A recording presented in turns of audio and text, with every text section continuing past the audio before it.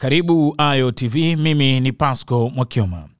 Raisi wa Tanzania, Samia Suluhu Hassan, amemwandikia barua ya pongezi Raisi wa Urusi Vladimir Putin, akimpongeza kwa maadhimisho ya siku ya ushindi, siku inayokumbukwa kwa ushindi wa Urusi katika vita kuu ya pili ya dunia dhidi ya Ujerumani.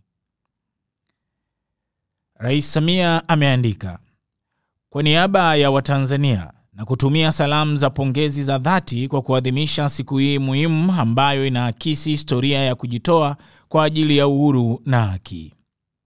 Amesema kumbukumbu ya siku hiyo bado inaendelea kuzihamasisha nchi duniani kusimama kidete kulinda amani, haki na ushirikiano wa kimataifa. Tanzania inathamini kwa dhati uhusiano wake mzuri na Urusi, uhusiano uliojengwa juu ya kuheshimiana na mshikamano.